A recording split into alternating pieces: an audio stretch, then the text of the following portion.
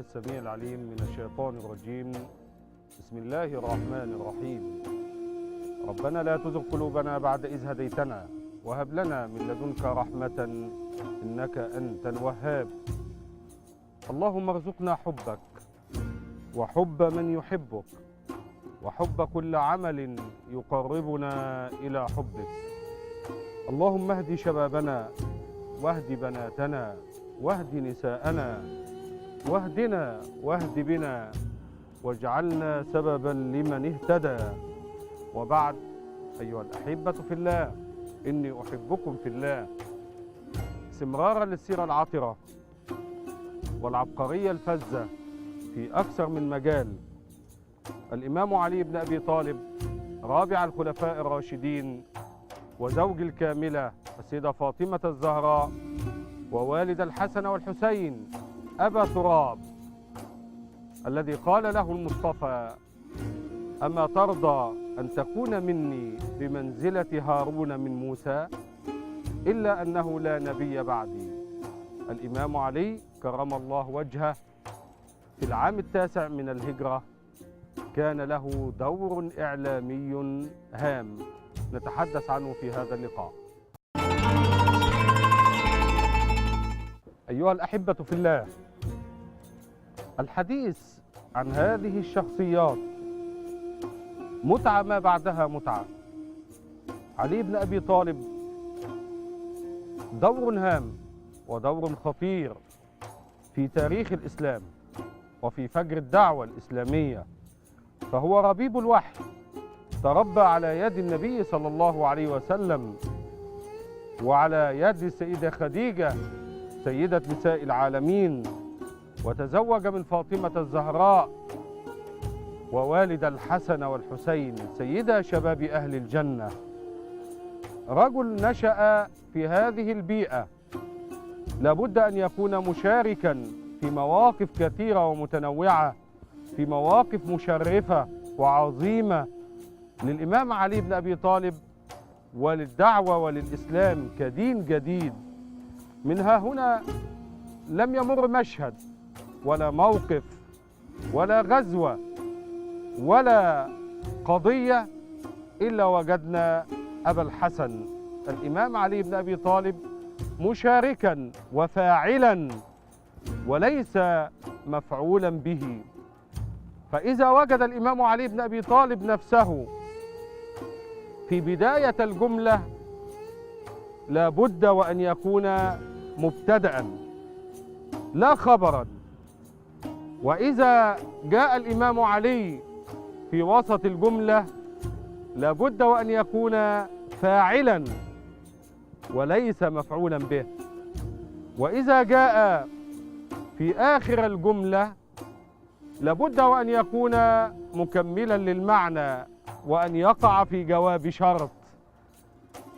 الكلام بتاعي يمكن صعب شوية، لكن عاوزك تفكر كده وتتخيل معي هذه الشخصية، شخصية مؤثرة لا يقع في الجملة، الناس اللي في اللغة شوية ما يقعش حرف جر زايد ولا يمكن الاستغناء عنه ولا أبدا، بل يأتي في الجملة عمدة. في اللغة حاجة اسمها عمدة وفضلة. فضلة يمكن الاستغناء عنها، لكن عمدة أساسي في الجملة لا تستغني الجملة عنه. كذلك أي موقف من المواقف مرت بها دعوة الإسلام إلا ونجد علي بن أبي طالب مشاركا بكلمة بجملة بموقف بمشاركة فعلية بقتال بمبارزة بحكم بفتوى. ده الإمام علي بن أبي طالب اللي احنا بنحاول قدر الإمكان نلقي الضوء على بعض هذه المواقف. منها هنا كان اهتمام المصطفى صلى الله عليه وسلم في العصر المدني اللي قعد فيه الدعوة حوالي 10 سنين، والعصر المكي حوالي 13 سنة. 13 سنة في مكة ركز النبي صلى الله عليه وسلم على العقيدة، على لا إله إلا الله، على التوحيد. ولذلك هنجد سيدنا بلال، سيدنا صهيب، سيدنا عمار، سيدنا خباب، بالاضافه بقى للسابقين الاولين ايضا، هنتكلم عن سيدنا عثمان، سيدنا ابو بكر، سيدنا عمر، سيدنا علي. التركيز كله في 13 سنه اللي هي اكتر من نص مده الدعوه الاسلاميه 23 سنه، هنلاقي التركيز كله كان على لا اله الا الله، على التوحيد الخالص. مش هنلاقي فيه كلام عن الحج ولا عن القتال ولا الجهاد في سبيل الله ولا التشريعات ولا المواريث ولا الكلام ده خالص. كل الكلام ده بدأ يشرع في المدينة المنورة اللي هي مدة 10 سنين. يمكن تشريعات كتيرة بدأت مع الهجرة إلى المدينة المنورة. ما ظهرش في بدايتها الحج لأن النبي كان مشغول بالغزوات، يعني هيروح يحج سنة قول 1 هجرية، 2 هجرية، 3 هجرية، 5 هجرية، 6 هجرية، 7 هجرية، 8 هجرية. كل ده كان بينه المدة دي كلها 8 سنين دول كان بينه وبين أهل مكة وبين قريش قتال وحروب وغزوات. كان في بدر، كان في أحد، كان في الخندق، وكان في الحديبية اللي تمت فيها المعاهدة والصلح، وبعدين فتح مكة في 20 من رمضان سنة 8 من الهجرة. بعد فتح مكة خلاص ما بقاش في مشكلة، انت دولتين دلوقتي بينهم وبين بعض حرب، ازاي هيروح يقول لهم عن اذنكم ادوني تأشيرة عشان اخش احج او ولا اعمل عمرة ولا اعمل كذا؟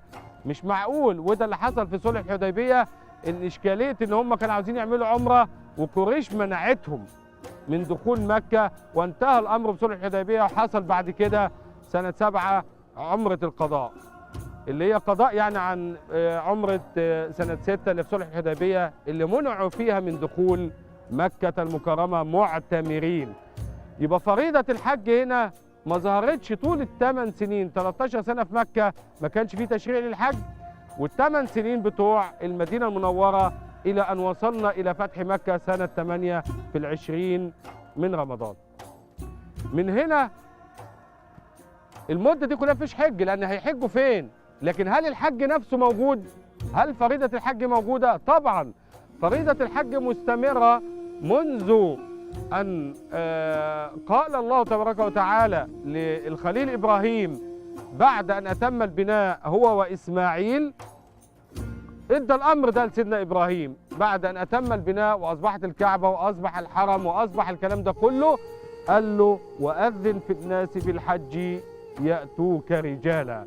رجالة هنا مش عشان الستات ما تزعلش يقولوا ان الرجالة بس اللي هتروح تحج، ده رجالا معناها مترجلين، يعني رجالا او ركبانا، ناس تمشي على رجليها او تبقى رايحة راكبة وسيلة مواصلات، دي معنى رجالا، مش رجالا عكس الستات او السيدات. فمن هنا سيدنا ابراهيم حتى في التوقيت ده وقف على جبل ابا قبيس وقال كده طب هنادي اقول ايه؟ يعني وهدعي ازاي يا رب؟ ده مفيش حد، ده الدنيا صحراء ومفيش بني ادمين. فقال يا ربي وما يبلغ صوتي؟ ده انا مهما زعقت مهما ناديت مهما اتكلمت صوتي هيوصل لمين؟ ده اقرب قبيله عاوزه ولا امر صناعي ينقل الصوت بتاعي لها. لكن نسي ان هناك اقمارا ربانيه تحمل هذا الصوت حيث يشاء العلي القدير.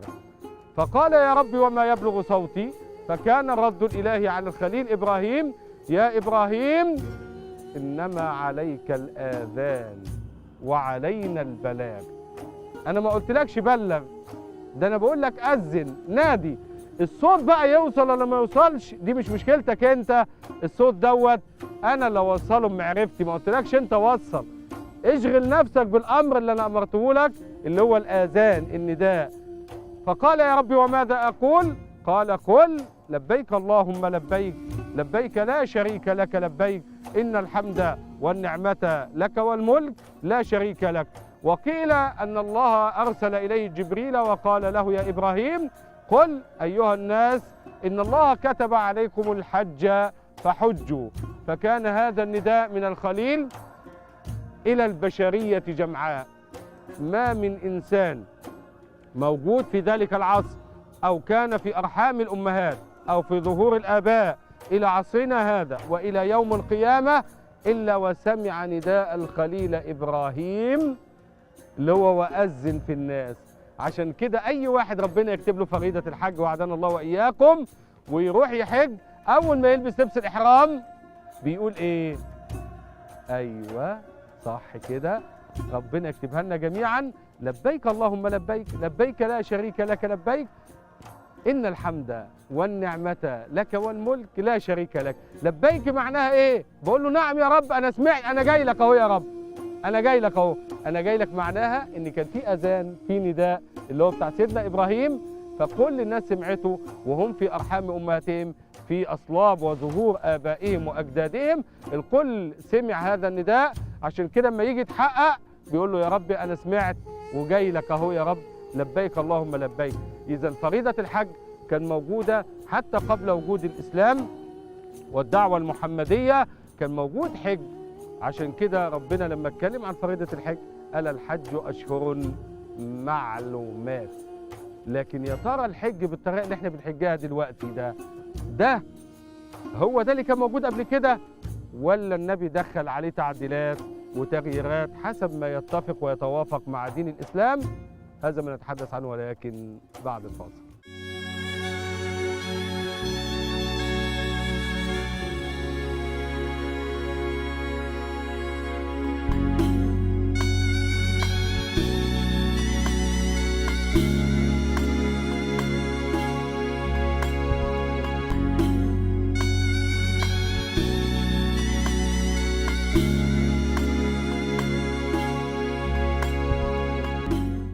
أيها الأحبة في الله، عدتم إلينا وعدنا إليكم. اتكلمنا قبل الفاصل في فريضة الحج عشان نعرف يعني النبي ما جابش فريضة جديدة، ما عملش حاجة جديدة يعني بالنسبة للفريضة كمبدأ. فريضة الحج هل كان موجودة ولا مش موجودة؟ لا، كان موجودة منذ آلاف السنين مع وجود البيت الحرام اللي ربنا اتكلم عليه وقال إن أول بيت وضع للناس للذي ببكة مباركة وهدى للعالمين فيه آيات بينات. فأولية البيت هنا قديمة وسابقة، حتى قيل إن هل لكل بداية نهاية؟ مش شرط. هناك من له بداية وله نهاية، وهناك من له أول أو بداية يعني برضو وليس له آخر، وهناك من لا أول له ولا آخر. اللي له أول وآخر إحنا لنا لحظة ميلاد ولحظة ممات. الزرع ده له لحظة بيزرع فيها ولحظة بيتحصد فيها ويموت فيها ويفنى. له لحظة للأول والآخر أو البداية والنهاية. وفي أول وله وملوش آخر. الأعداد، فأول الأعداد بتتكلم عن الصفر، 1 2 3 10 20 100 1000. فالعرب لما وصلوا 1000 لقوا العدد بيعدي ال1000 فقالوا 2000 10000 100000 900000 وبعدين وصلوا إلى 1000. خلي بالك، واحد يقول لك الشيخ بيقول 1000 ما تقول مليون يا مولانا. يا سيدي مليون ده الرقم ده مش عربي على فكرة، ده كلمة إنجليزية، مش رقم مش بتاعنا خالص. العرب كان بتقول 1000 فعشان كده بنقول المصطلح نفسه 1000 لكن مليون ده رقم أو مبلغ يعني مصطلح مش عربي. ف1000 طب زاد الرقم عن 1000 فهنا كان الحاجة لمصطلح يديني الرقم ده اللي هو المليون.